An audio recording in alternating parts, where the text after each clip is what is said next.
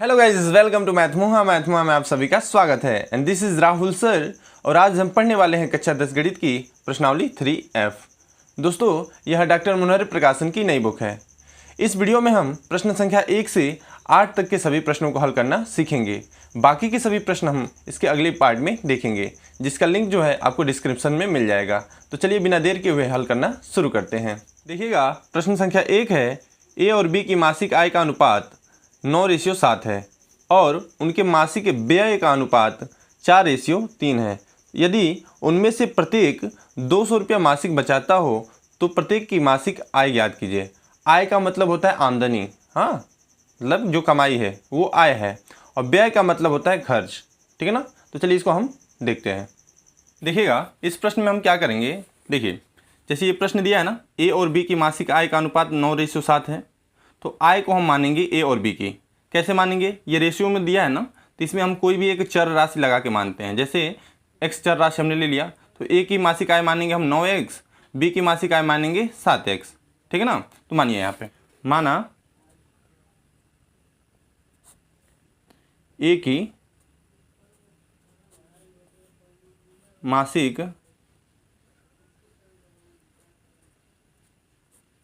आय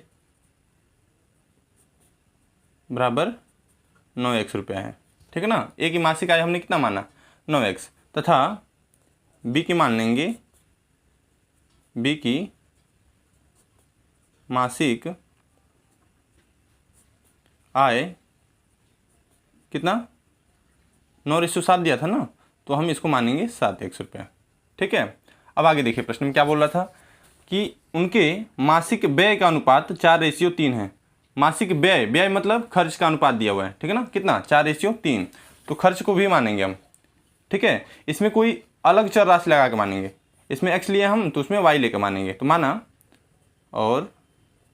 माना ए की मासिक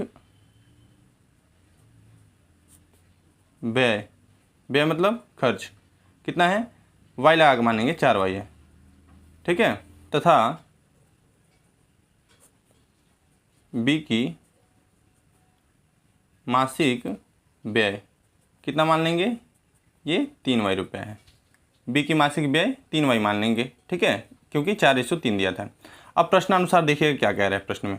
प्रश्नानुसार देखिएगा, प्रश्न में आगे कह रहा है कि यदि उनमें से प्रत्येक 200 रुपया मासिक बचाता हो तो प्रत्येक की मासिक आय बताइए या मासिक आय ज्ञात कीजिए।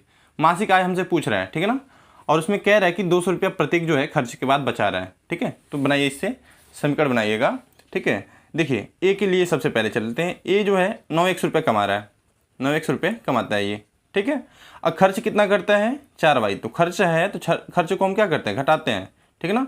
अब उसके पास बचत कितनी हो रही है? तो 200 रुपये बचत हो रही है। इसको हम कर लेंगे समीकरण 1। ठीक है ना। अब बी के देखिए, बी की मासिक आय जो है 7x है, इसको 7x लिखेंगे। खर्च कितना कर रहा है? 3y। और ये भी बचा कितना रहा है? 200 रुपया बचा रहा है। इसको हम कर लेंगे समीकरण 2। ठीक है।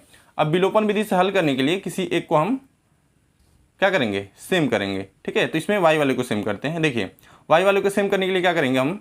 इसमें 3 से गुणा कराएंगे और इसमें 4 से। ठीक है। तो लिखिएगा समीकरण 1 में 3 तथा 2 में 4 से गुणा करने पर, गुणा कीजिएगा।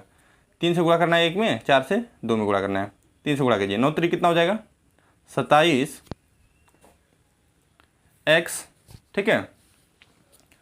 और यहाँ माइनस है तो माइनस 3 से गुणा करा रहे हैं, 4 3 कितना हो जाएगा? 12y बराबर 2 3 600। इसको हम कर लेंगे समीकरण 3। ठीक है।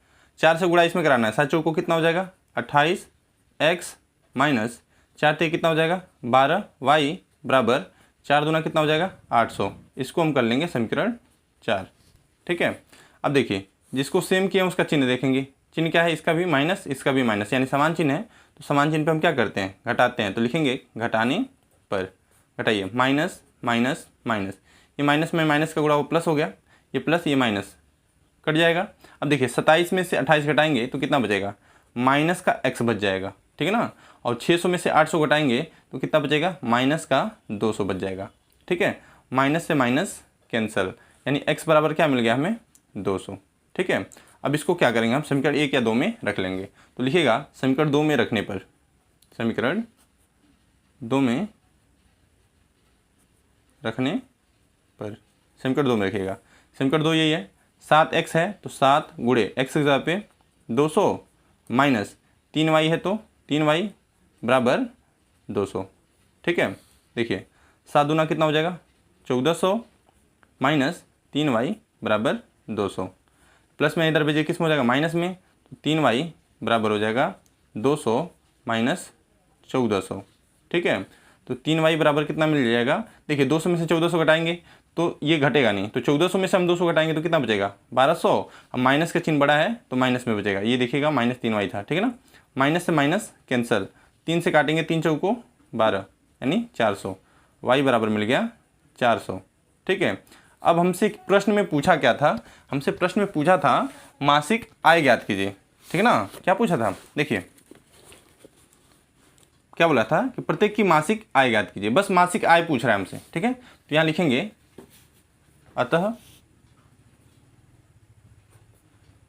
ए की मासिक आय, हाँ ए की मासिक आय, ए की मासिक आय कितनी हो जाएगी, हमने माना कितना था, ए की हमने माना था 9x और बी की माना था 7x। ठीक है ना, तो यहाँ हो जाएगा 9 गुणे और x के हिसाब पे क्या आ गया मान, 9x आया था ना, तो 9 गुणे x के हिसाब पे 200 है तो लिखेंगे 200 बराबर में कितना हो जाएगा, 9 दूना 18, 1800 रुपया हो जाएगा। ठीक है इसका।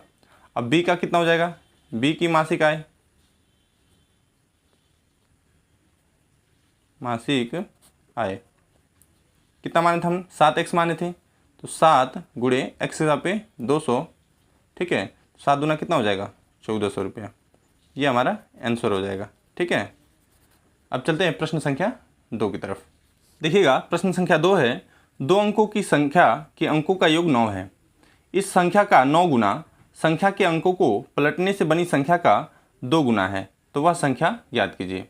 तो चलिए इसको हम हल करते हैं। देखिएगा इस प्रश्न में क्या बोला था हमसे, देखिए बोला था ना कि 2 अंकों की संख्या के अंकों का योग 9 है, इसमें 2 अंकों की बात हो रहा था, 2 अंकों की संख्या, 2 अंकों की संख्या में क्या क्या होगा, एक तो अंक इकाई का होगा और दूसरा अंक दहाई का होगा। ठीक है ना, तो सबसे पहले इसको मानेंगे। ठीक है, लिखेंगे माना इकाई का अंक बराबर y है, इकाई का अंक हमने कितना मान लिया, y मान लिया, तथा दहाई का अंक x है, और दहाई का अंक हमने कितना मान लिया, x मान लिया। तब संख्या क्या हो जाएगी, तब संख्या हो जाएगी 10x प्लस y, ऐसा होगा ना।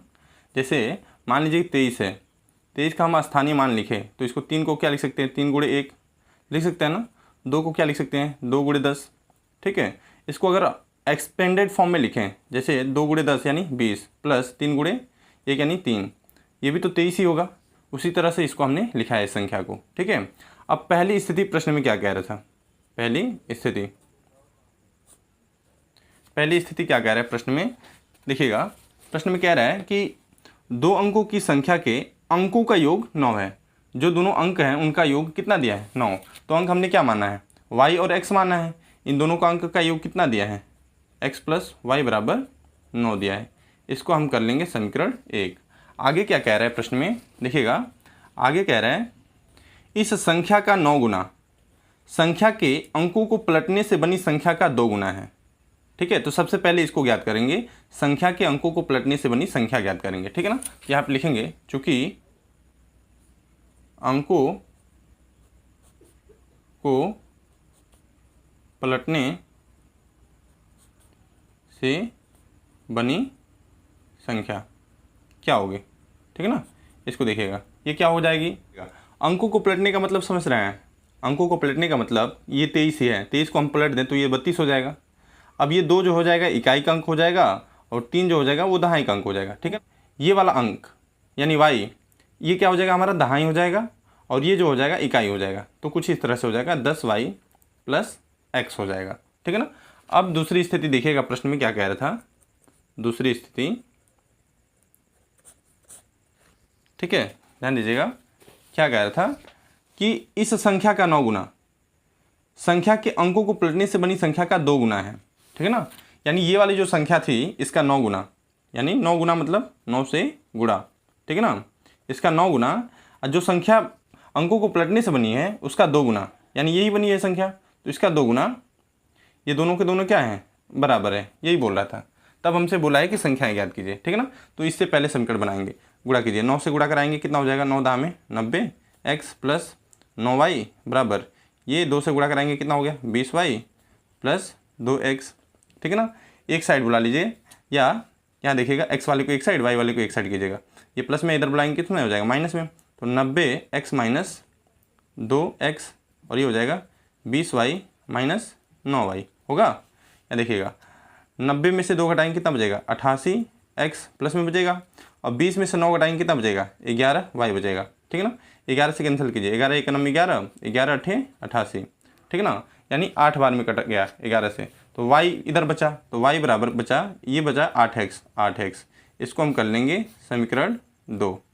अब यहाँ से हम क्या करेंगे, y का मान जो है समीकरण 1 में रख लेंगे, ठीक है ना। तो लिखिएगा समीकरण 1 में y बराबर 8x रखने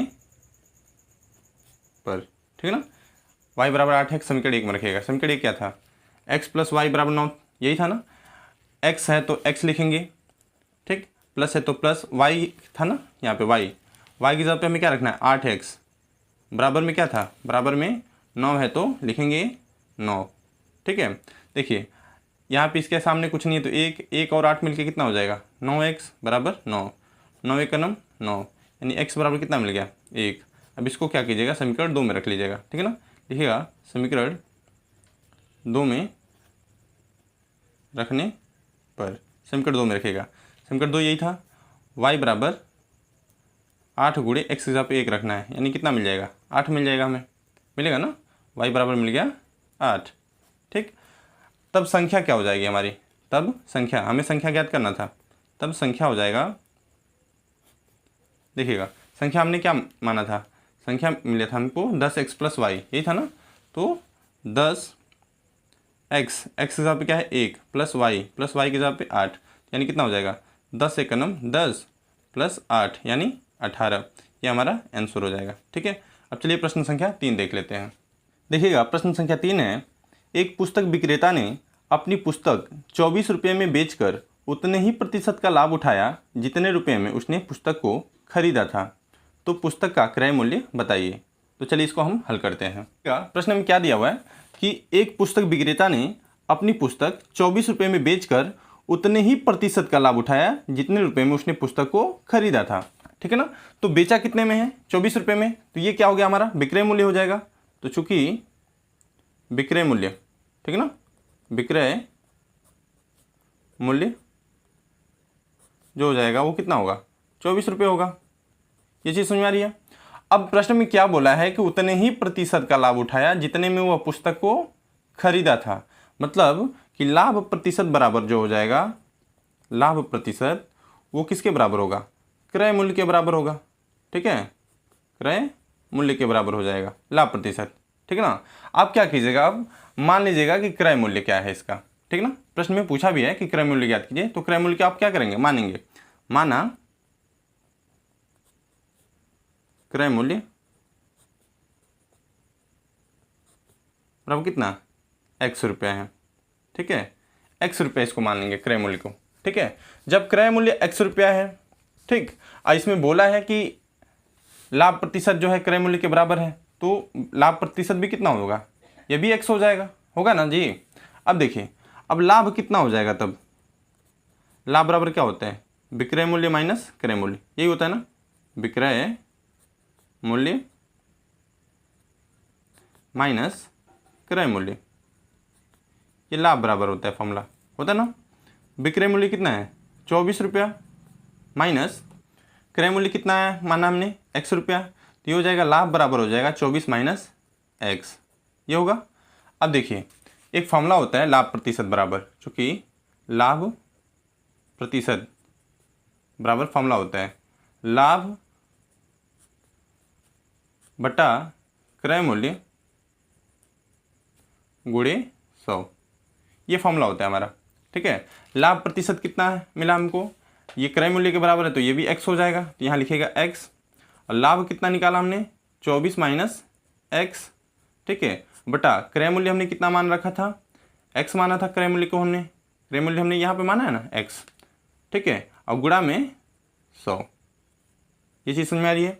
अब देखिए अब इसका हम क्या करेंगे, गुणा कराएंगे, ये भाग में है इधर भेजेंगे किस में हो जाएगा, गुणा में x का गुणा हुआ एक्स स्क्वायर बराबर 100 का गुणा कराएंगे इसमें, ये हो जाएगा 2400 माइनस x का गुणा कराएंगे 100 में कितना हो जाएगा 100x होगा।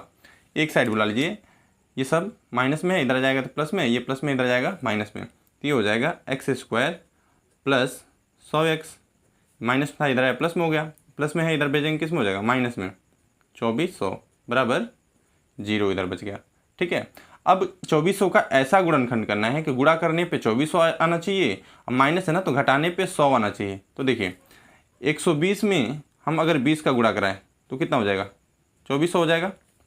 120 में अगर हम 20 का गुणा कराते हैं तो कितना हो जाएगा 2400। देखिए 12 दूना 24 और डबल जीरो होता है डबल जीरो। 120 में से अगर हम 20 घटाते हैं तो ये कितना मिल जाएगा 100 मिल जाएगा ना, तो हम 100 की जगह पे क्या रखेंगे 120 माइनस 20 लिख लेंगे मध्यपद गुणनखंड से। ठीक है ना, यहाँ लिखेंगे एक्स स्क्वायर प्लस यहाँ पे लिखेंगे 120 माइनस 20, इसके पीछे x है तो x माइनस 2400 बराबर 0। ठीक है, गुणा कराएंगे एक्स स्क्वायर प्लस इसका गुणा कराएंगे 120x माइनस 20x माइनस 2400 बराबर 0।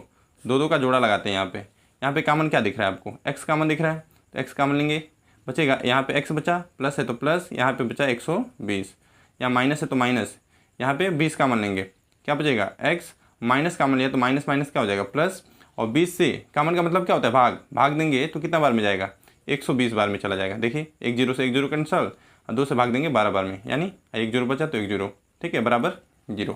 अब ये मिलने लगा ना, यानी आप समझिएगा सवाल हमने सही किया है। अब इसमें से एक चीज़ कामन ले लेते हैं, तो एक x प्लस 120 कामन लेंगे तो क्या बचेगा, यहाँ बचा x माइनस 20 बचा ना बराबर में 0। अब तुलना कराते हैं किससे 0 से, तो लिखेंगे तुलना करने पर, तुलना करेंगे तो x प्लस 120 बराबर 0 और x माइनस 20 बराबर 0। ये प्लस में इधर भेजेंगे किस में हो जाएगा माइनस में, तो x बराबर हो जाएगा माइनस 120। ये तो अग्राह्य हो जाएगा क्योंकि कभी भी क्रय मूल्य हमारा माइनस में नहीं होता है। ठीक है ना, ये माइनस में है इधर भेजेंगे किस में हो जाएगा प्लस में, यानी x बराबर 20, तो ये हमारा क्या हो जाएगा क्रय मूल्य हो जाएगा। ठीक है, तो अतः लिखेंगे अतः क्रय मूल्य बराबर 20 रुपया। ठीक है, ये हमारा आंसर हो जाएगा। ठीक है, अब चलिए प्रश्न संख्या 4 देख लेते हैं। देखिएगा प्रश्न संख्या 4 है 5 पेंसिल तथा 7 कलमों का मूल्य 50 रुपये है, जबकि 7 पेंसिल तथा 5 कलमों का मूल्य 46 रुपये है। एक पेंसिल का मूल्य तथा एक कलम का मूल्य ज्ञात कीजिए। ठीक है, तो चलिए इसको हम हल करते हैं।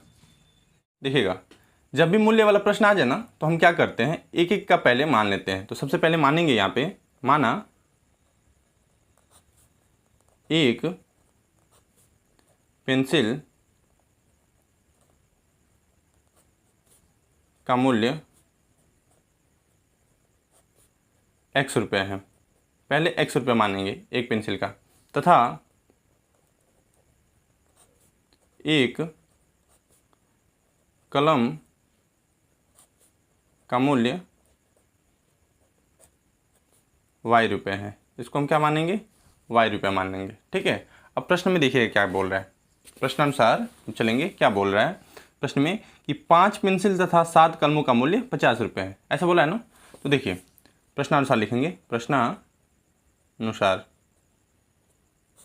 अच्छा एक बात बताइए, एक पेंसिल का मूल्य अगर x रुपये है तो 5 का कितना होगा 5x होगा, और एक कलम का मूल्य अगर y रुपये है तो 7 बोला है इसमें प्रश्न में, तो 7 का कितना होगा 7y होगा।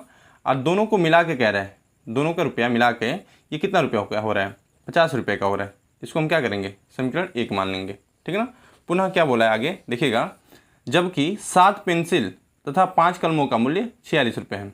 अब 7 पेंसिल, एक पेंसिल का x रुपये, तो 7 का कितना हो जाएगा 7x, और एक का y रुपये है एक कलम का मूल्य, तो 5 का कितना हो जाएगा 5y। इन दोनों को मिला के कितना रुपये का है 46 रुपये का है। इसको हम समीकरण 2 करेंगे। ठीक है, अब ध्यान दीजिएगा, अब किसी एक को हमें क्या करना है सेम बनाना है। ठीक है, तो चलिए इसको हम सेम करते हैं x वाले को। ठीक है, तो यहाँ देखिए 5 है, यहाँ पे 7 है, तो 7 का हम समीकरण 1 में और 5 का समीकरण हम 2 में गुणा कराएंगे। तो लिखेंगे समीकरण 1 में 7 तथा 2 में 5 का गुणा करने पर। ठीक है, गुणा करेंगे, 7 का गुणा कराना है, 7 पचे कितना हो जाएगा 35x प्लस 7 सत्ते कितना हो जाएगा 49y बराबर 7 पचे कितना हो जाएगा 35, और 1 0 है तो 1 0। इसको हम कर लेंगे समीकरण 3। ठीक है ना। देखिए अब इसमें किससे गुणा कराना है 5 का, कितना हो जाएगा 5 सत्ते 35x प्लस 5 पचे 25y बराबर 5 से गुणा करेंगे, 6 पचे 30 का 0 हासिल 3, और 5 चौको 20 3 23। इसको हम कर लेंगे समीकरण 4।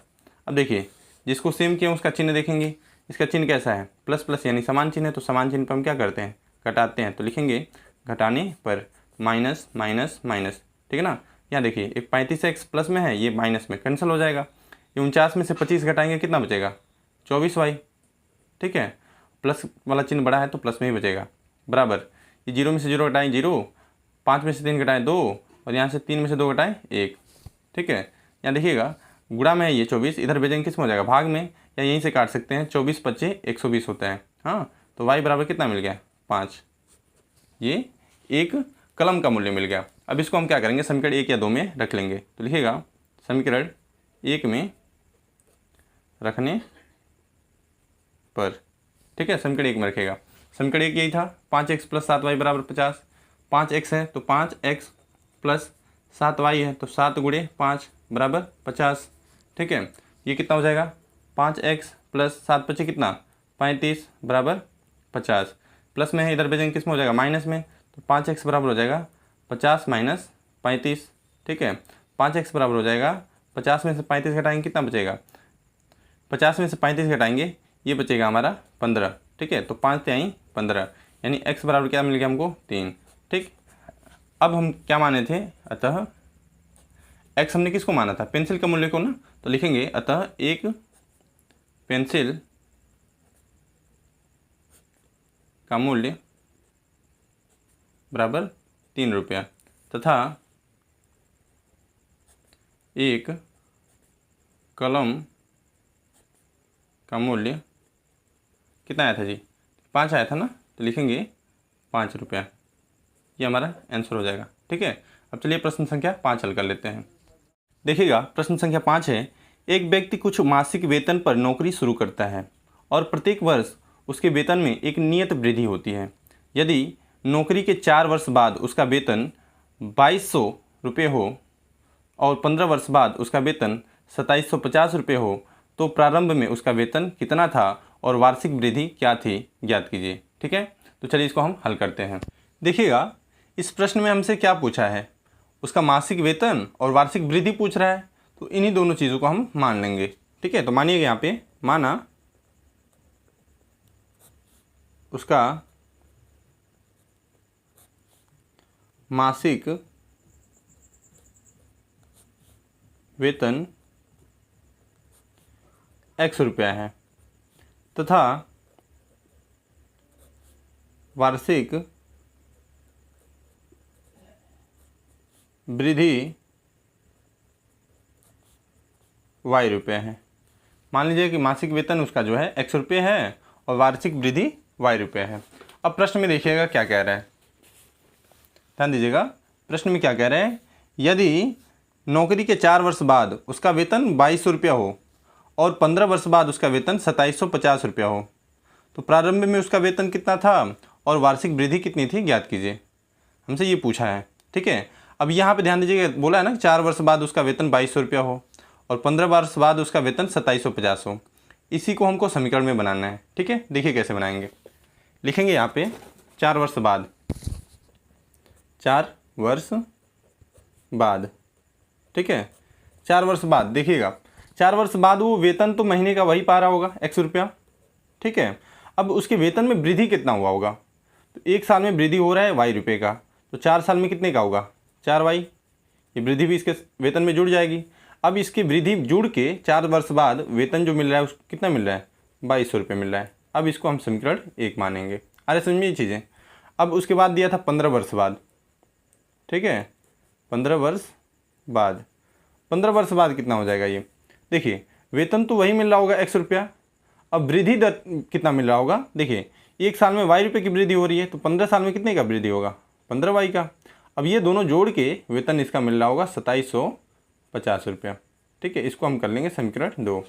अब देखिए यहाँ पे देखेंगे किसी के गुणांक सेम दिख रहे हैं क्या आपको, तो यहाँ पे देखिए x के गुणांक सेम है, तो इसका चिन्ह देखिए यहाँ भी प्लस यहाँ भी प्लस, यानी समान चिन्ह है, तो समान चिन्ह पे हम क्या करते हैं घटाते हैं। तो लिखेंगे समीकरण 1 से 2 को घटाने पर, ठीक है ना, घटा दीजिएगा। लिखिए x प्लस 4y बराबर 2200, समीकरण 1 है हमारा, और x प्लस 15y बराबर 2750, समीकरण 2 है हमारा। अब घटाना है हमको, माइनस माइनस माइनस, ये तो कैंसिल हो गया, ठीक। अब 4 में से 15 घटाएंगे तो कितना बचेगा, माइनस का 11y बचेगा, ठीक है ना। यहाँ ध्यान दीजिएगा 2750 में से 2200 जब हम घटाएंगे तो कितना बचेगा, ये 550 बचेगा। अब माइनस का चिन्ह बड़ा है तो माइनस में बचेगा, ठीक है ना, माइनस से माइनस कैंसिल, ठीक। 11 एकम 11, 11 पच्चे 55, यानी 50 बार में ये कटा, तो y का मान कितना मिल गया हमको 50 रुपया मिला ना। अब इसको हम क्या करेंगे समीकरण 1 या 2 में रख देंगे। तो लिखिएगा समीकरण 1 में रखने पर, समीकरण 1 में रखिएगा। समीकरण 1 क्या था हमारा, ये था ना x प्लस 4y बराबर 2200, x प्लस 4 गुणे y की जगह पे 50 बराबर 2200, ठीक है। कितना हो जाएगा x प्लस ये 500 को 20 ना, यानी 200 बराबर 2200, प्लस में इधर भेजे किस में हो जाएगा माइनस में, तो x बराबर हो जाएगा 2200 माइनस 200, यानी x बराबर हो जाएगा कितना 2000, ठीक है। अब यहाँ पे ध्यान दीजिएगा x हमने किसको माना था, x माना था हमने उसके वेतन को, अतः मासिक वेतन, ऐसे लिखेंगे मासिक वेतन कितना मिल रहा है 2000 आया ना x का मान, तो ये हो जाएगा 2000 रुपया, ठीक है ना। और क्या तथा वार्षिक वृद्धि, वार्षिक वृद्धि कितने की हो रही है, हर वर्ष में वृद्धि कितने की हो रही है, तो ये y माने थे हम, तो कितना मिल रहा है 50 रुपये का, तो ये 50 रुपये हम लिखेंगे, ठीक है। ये हमारा आंसर हो जाएगा, ठीक। अब चलिए प्रश्न संख्या 6 देख लेते हैं। देखिएगा प्रश्न संख्या 6 है, मेवे के 700 ग्राम के एक पैकेट की लागत 72 रुपये है। इसमें कुछ काजू की गिरी और शेष किशमिश है। यदि काजू की गिरी का भाव 96 रुपये प्रति किलोग्राम हो और किशमिश का भाव 112 रुपये प्रति किलोग्राम हो, तो याद करो उस पैकेट में दोनों मेवों की तौल अलग अलग कितनी है, ठीक है। तो चलिए इसको हम हल करते हैं। देखिएगा इसमें हम क्या करेंगे, सबसे पहले काजू गिरी और किशमिश गिरी को मान लेंगे, ठीक है ना। तो मानिएगा, माना काजू की गिरी, ये मान लीजिएगा कि x ग्राम है, ठीक है ना, कितना मानेंगे x ग्राम है, ठीक। तथा किशमिश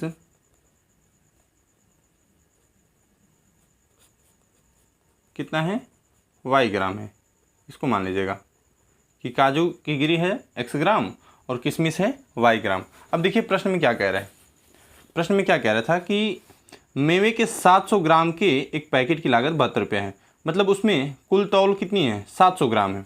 मतलब हम ऐसा ये कह सकते हैं, ये पहली स्थिति हो जाएगी, पहली स्थिति कि इन दोनों को मिला के, मेवे में तो यही है दोनों, काजू गिरी और किशमिश, ठीक है, इन दोनों को मिला के एक पैकेट कितने का है 700 ग्राम का है, तो ये 700 ग्राम का समीकरण 1 हो जाएगा हमारा, ठीक है। अब यहाँ पे देखिएगा इसमें क्या कह रहा है, देखिए कह रहा है कि 700 ग्राम के एक पैकेट की लागत 72 रुपये है। इसमें कुछ काजू की गिरी और शेष किशमिश है। यदि काजू की गिरी का भाव यहाँ पे देखिएगा क्या कह रहे हैं, 96 रुपये प्रति किलोग्राम है। किलो में दिया है 1 किलो का दाम 96 रुपया हो, और किशमिश का भाव 112 रुपया प्रति किलोग्राम, मतलब 1 किलो का दाम 112 रुपया हो। ठीक है, तब ज्ञात करो कि उस पैकेट में दोनों मेवों की तौल अलग अलग कितनी है। ठीक है ना, तो यहाँ पे इसको सेट कीजिएगा। देखिए, चूँकि 1 किलो का काजू की गिरी का दाम कितना दिया था, 96 रुपया दिया था, तो हमें x ग्राम का निकालना है कि x ग्राम का कितना होगा। ठीक है ना, तो यहाँ लिखेंगे x ग्राम काजू की गिरी का मूल्य कितना हो जाएगा। देखिए, ये ग्राम में है ना, तो हम ग्राम से क्या करेंगे, इसको किलो में बदलेंगे। तो कैसे बदलेगा, 1000 से भाग देना पड़ेगा, और 1 किलो का दाम कितना था, 96 रुपया था, तो इतना किलो का कितना हो जाएगा, 96 से इसमें गुणा हो जाएगा, इतना रुपया हो जाएगा। ठीक है ना। अब चूँकि पुनः यहाँ लिखिएगा y ग्राम किशमिश, ये तो x ग्राम काजू का हमने भाव निकाल लिया। अब y ग्राम किशमिश जो है इसका भी भाव निकालिए आप लोग, कि y ग्राम किशमिश का मूल्य कितना हो जाएगा। देखिए, ये y ग्राम है, तो इसको किलो में हम बदलेंगे तो 1000 से भाग देना पड़ेगा, और 112 रुपया प्रति किलो था, तो 112 से हम क्या करेंगे, इसमें गुणा करा देंगे, इतना रुपया हो जाएगा। ठीक है। अब दूसरा कंडीशन क्या बोला था, दोनों का रेट जो है वो कितना रुपया हो रहा था, कुल लागत जो हो रही थी वो 72 रुपया हो रहा था। तो दूसरी स्थिति हमारी बन जाएगी, दूसरी स्थिति कि दोनों की लागत जो मिला के 96x बटा 1000 और प्लस 112y बटा 1000, ये कितने रुपए का हो रहा था, 72 रुपये का हो रहा था। ठीक है ना। अब यहाँ पे देखिए हर समान है, तो हम उसी हर पे अंशों को जोड़ या घटा सकते हैं। तो जोड़ है यहाँ पे, तो जोड़ेंगे 112y बटा 1000 बराबर 72। ठीक है, यहाँ पे त्रिया गुणा कराइएगा, कितना हो जाएगा, 96x प्लस 112y बराबर यहाँ हो जाएगा 72,000। इसको हम करेंगे समीकरण 2। ठीक है। अब देखिए, किसी एक को हमको सेम करना है। ठीक है, तो हम क्या करेंगे, देखिए यहाँ पे x है और यहाँ पे 96x है, तो 96 का हम गुणा अगर इसमें करा दें समीकरण 1 में, ये भी बराबर हो जाएगा ना। तो लिखेंगे यहाँ पे समीकरण 1 में 96 का गुणा करने पर, 96 का गुणा करेंगे कितना हो जाएगा, 96x प्लस 96y बराबर, देखिए x था तो 96x हो जाएगा, प्लस y था तो 96y हो जाएगा, बराबर 96 का इसमें गुणा कराएंगे कितना हो जाएगा, 700 है। तो 700 में जब 96 का आप गुणा कराएंगे ना, तो ये हो जाएगा 67,200। आप गुणा करा के देख सकते हैं। ठीक है ना, कितना हो जाएगा, 67,200। ठीक है, इसको आप कर लेंगे समीकरण 3। इसके नीचे ये दो वाले लिख लीजिएगा, 96x प्लस 112y बराबर 72,000। ठीक है, समीकरण 2 आइए। अब क्या करेंगे, हम इसका चिन्ह देखेंगे समान है, तो क्या लिखेंगे, घटाने पर माइनस माइनस माइनस। ठीक है ना, यहाँ ध्यान दीजिएगा, ये प्लस में ये माइनस में कैंसिल हो जाएगा। अब यहाँ पे देखिएगा 112 में से जब हम 96 घटाएंगे तो कितना बचेगा, ये बचेगा माइनस का 16y। ठीक है ना, क्योंकि माइनस वाला चिन्ह बड़ा है। ठीक है, बराबर ये 72,000 में से हम 67,200 घटाएंगे ना, तो ये बचेगा 4,800। ठीक है ना, और ये किस में बचेगा, माइनस का चिन्ह बड़ा था तो माइनस में बचेगा। ठीक है ना, माइनस से माइनस कैंसिल, ये गुणा में है, इधर बचेगा किस में हो जाएगा, भाग में। y बराबर हो जाएगा 4,800 बटा 16। 16 कितना होता है 48, डबल जीरो है तो डबल जीरो यानी 300 हो गया। तो y का मान मिल गया हमको 300 ग्राम। ठीक है ना। अब इसको हम क्या करेंगे, समीकरण 1 में रखेंगे। समीकरण 1 में रखने पर, समीकरण 1 में रखिएगा। समीकरण 1 क्या था, x प्लस वाई बराबर 700, y की जगह पे हमें 300 रखना है बस। ठीक है ना, यहाँ लिखिएगा x प्लस वाई की जगह पे 300 बराबर कितना 700, प्लस में इधर बजे किस में हो जाएगा, माइनस में, तो x बराबर हो जाएगा 700 माइनस 300 यानी कितना, x बराबर हो जाएगा 400। ठीक है, ये ग्राम में आंसर आ रहा है। तो एक्स को हमने एक्स किसको माना था हमने? एक्स माना था काजूगिरी को। तो अतः काजू की गिरी बराबर कितना है? 400 ग्राम। ठीक है, ये 400 ग्राम का है। और किशमिश कितना का है? किशमिश ये हमारा वाई का माना है, तो ये कितना है? 300 ग्राम। ठीक है ना, ये हमारा क्या हो जाएगा? आंसर हो जाएगा। ठीक है, अब चलिए प्रश्न संख्या 7 देख लेते हैं। देखिएगा, प्रश्न संख्या 7 है, किराए पर पुस्तकें देने वाले किसी पुस्तकालय का प्रथम 3 दिनों का एक नियत किराया है तथा उसके बाद प्रत्येक अतिरिक्त दिन का अलग किराया है। सरिता ने 7 दिनों तक एक पुस्तक रखने के लिए 27 रुपये अदा किए, जबकि सुशी ने एक पुस्तक 5 दिनों तक रखने के लिए 21 रुपये अदा किए। नियत किराया तथा प्रत्येक अतिरिक्त दिन का किराया ज्ञात कीजिए। तो चलिए इसको हम हल करते हैं। इसमें आप क्या करेंगे? सबसे पहले कि इसका जो नियत किराया है ना 3 दिनों का, उसको आप मानेंगे और अतिरिक्त किराया जो है उसको भी आप मानेंगे। ठीक है ना, तो मानिए, माना पुस्तकालय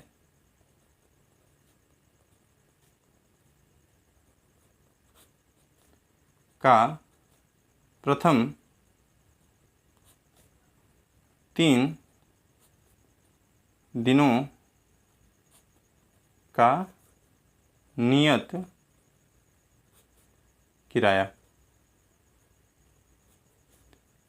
x रुपये है। ठीक है, 3 दिन का पुस्तकालय ने क्या किया है? फिक्स किराया रखा हुआ है कि 3 दिन आप अगर किताब रखते हैं तो आपको इतना रुपये देना पड़ेगा। ठीक है, तो हमने उसको x रुपया मान लिया तथा अतिरिक्त किराया, अतिरिक्त किराया y रुपये है और अतिरिक्त किराया कितना हमने मान लिया? y रुपये मान लिया। ठीक है ना, अब चूंकि प्रश्न में देखिए क्या कह रहे हैं, देखिए प्रश्न में क्या कह रहे हैं कि सरिता ने 7 दिनों तक एक पुस्तक रखने के लिए 27 रुपये अदा किया। ठीक है, सरिता नाम की एक लड़की है जिसने 7 दिन तक पुस्तक रखा है और पैसा कितना जमा किया उसका? 27 रुपये। ठीक है ना, तो चूंकि लिखिएगा, चूंकि 7 दिनों का किराया कितना हो जाएगा?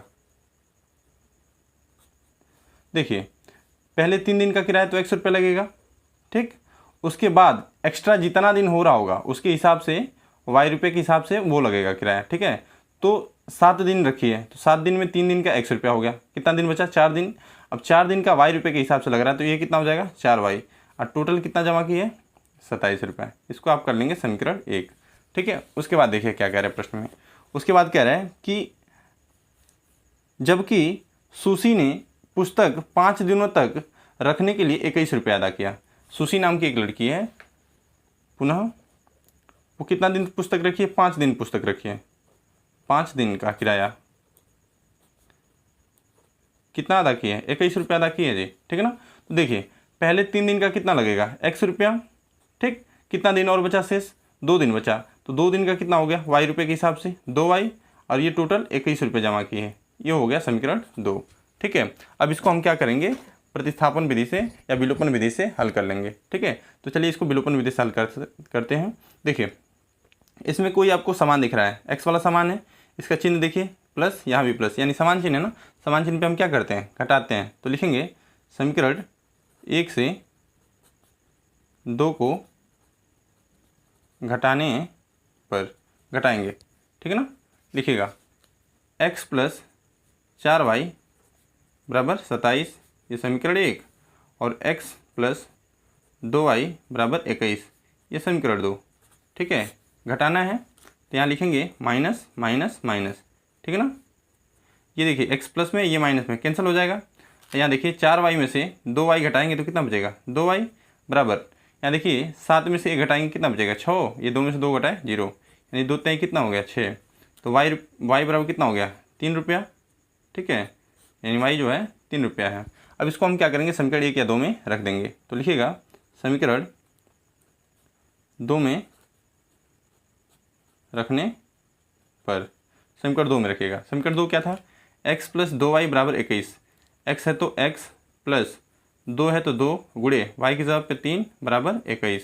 ठीक है, 3 दूना 6, प्लस में है इसको इधर भेजेंगे किस में हो जाएगा, माइनस में हो जाएगा ना, तो 21 माइनस 6 यानी x बराबर हो जाएगा, ये 21 में से 6 घटाएंगे कितना बचेगा 15, यानी x का मान मिल गया 15। ठीक, अतः हमारा नियत किराया कितना हो गया, नियत किराया हमने किसको माना था, x को माना था। ठीक है, तो ये हो जाएगा 15 रुपया जो 3 दिन का नियत किराया है, तथा अतिरिक्त किराया कितना हो जाएगा, अतिरिक्त किराया ये मिला था 3 रुपया, तो ये हो जाएगा हमारा 3 रुपया, ये हमारा आंसर हो जाएगा। ठीक है, चलिए अब प्रश्न संख्या 8 देख लेते हैं। देखिएगा, प्रश्न संख्या 8 है, कुछ धन किसानों के बीच बराबर बराबर बांटा जाना है। यदि 2 किसान कम होते हैं तो प्रत्येक को 50 रुपया अधिक मिलते। यदि किसानों की संख्या 2 अधिक होती तो प्रत्येक किसान को 30 रुपया कम मिलते। तो कुल धनराशि और किसानों की संख्या ज्ञात कीजिए। तो चलिए इसको हम हल करते हैं। देखिएगा, यहाँ पे हम सबसे पहले क्या करेंगे, मान लेंगे कुल धन कितना है। ठीक है, माना कुल धन x रुपया है, x रुपये मान लोगे कुल धन। ठीक है ना, अब कुल किसान मानेंगे तथा कुल किसानों की संख्या, कुल किसानों की हम क्या करेंगे, संख्या मान लेंगे कि y है। अब देखिए x रुपया है और y किसान है, इनको बांटना है तो कितना आएगा जी, x बटा y रुपया आएगा ना।